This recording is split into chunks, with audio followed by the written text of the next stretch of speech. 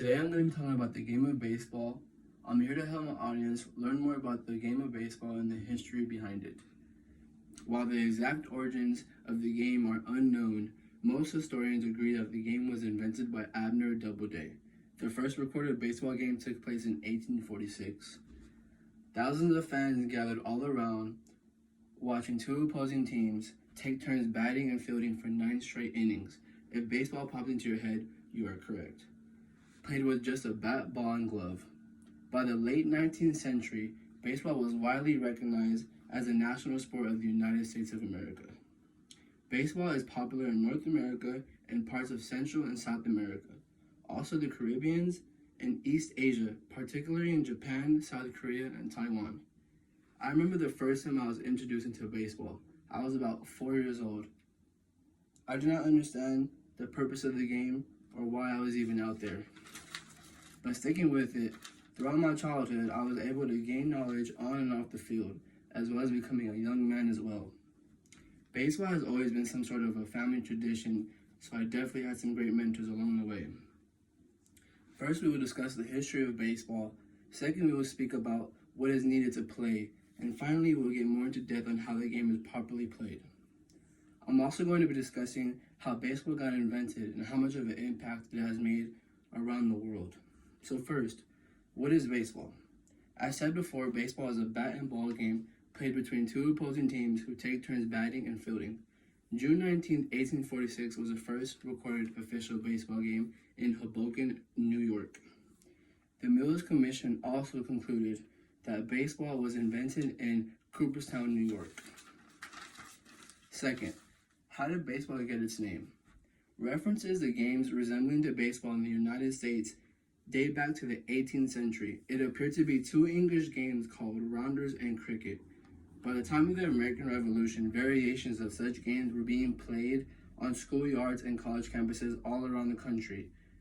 They became even more popular in the new industrialized cities where men seeked for work in the 19th century. In September 1845, a group of New York City men founded the New York Knickerbockers Baseball Club.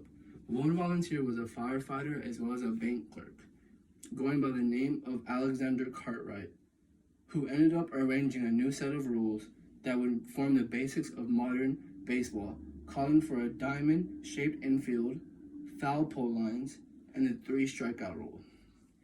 Cartwright's changes made the games more fast-paced and more challenging, while clearly differentiating it from old sports like cricket. So third, what equipment is needed? Certain positions require special gear. I will be going over the basic gear that is likely to be used on a day-to-day basis. A essential piece of gear is, of course, a baseball bat. While you can still have fun with a couple of gloves, a couple of baseballs, and a friend to play catch with, but to play a proper baseball game, it requires a baseball bat. Another key item for playing baseball is, of course, a baseball glove. There is a huge selection of gloves out there from numerous companies. Gloves come in a variety of materials, sizes, colors, designs, and more. They offer great protection and catching capabilities to catch balls being thrown. Probably the most important thing for playing is, well, a baseball. Baseballs are usually made of full-grain leather. They typically weigh 5.25 ounces, and they are literally designed to be thrown. So let me show you a quick visual aid of a baseball. 5.25 leather wrapped all around. And that glove I was talking about. So this is particularly a catcher's glove, but it's still, under the same terms of a glove. So you have your glove and your ball. And as I said first, a bat as well. This is what a bat looks like. A men's bat. It's about 32 inches long. So there's that.